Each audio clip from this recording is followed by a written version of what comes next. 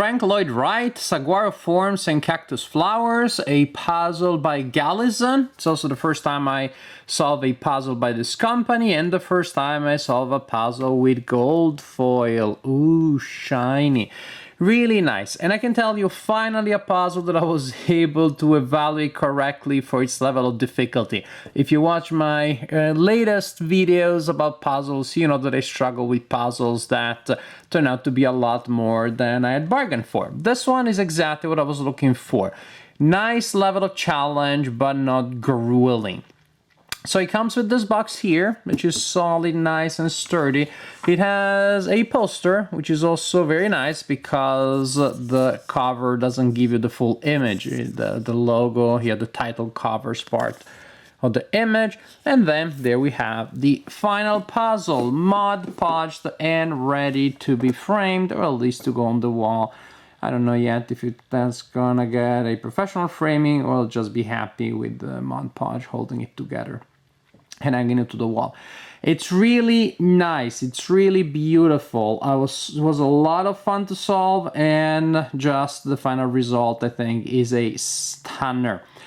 And well, let's take a closer look at some of the details. So it's abstract art, and there seems to be a belief that that puzzles with abstract subjects are harder than the other ones. Not necessarily. Well, I love abstract art, so that's already is a big incentive for me. But in a lot of abstract art, such as in this one, you have very clear colors, very clearly divided areas, and there's that advantage.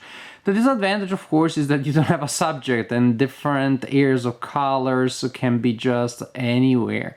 And this is actually what makes this puzzle quite fun to solve. That is, you have some major areas of this or that color, but then the same color is also repeated in smaller areas all over the place. And that is, again, what creates a balance between the puzzle being solvable, doable, and yet still pretty challenging. For example, I started by doing the edge, what a surprise. Then I wanted to do the gold foil because, ooh, gold foil.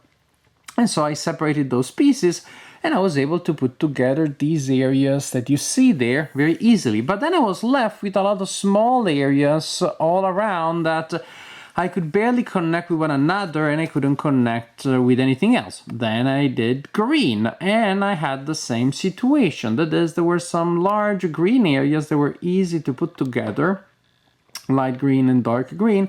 But then again, a lot of smaller areas here and there, like that one or that one, that really didn't do anything for me, not at that stage.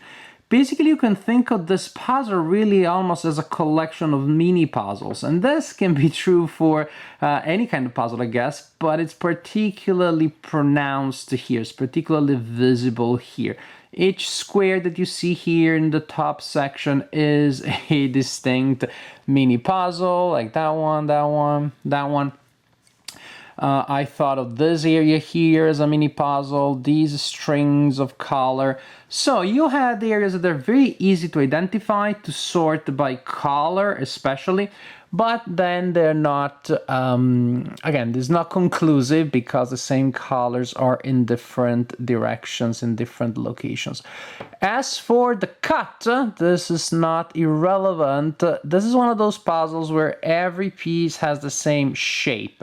I mean, in different proportions, mind you, but they're all what I could call the basic puzzle piece, the kind of puzzle piece that you think of when you're thinking of puzzle pieces. Can you see now the shape? They're all two little hooks coming out and two little holes. I don't know the technical terms for those things.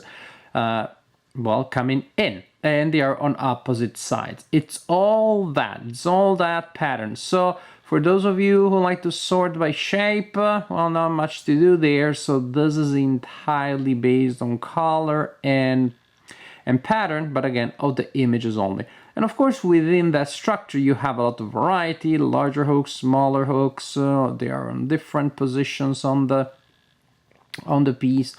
But still, it is the same basic structure, and that does make it different. You don't have the kind of visual clue that you have when, for example, You have a thing with 4 hooks coming out, or 3, and then you know where they are, and so on and so forth.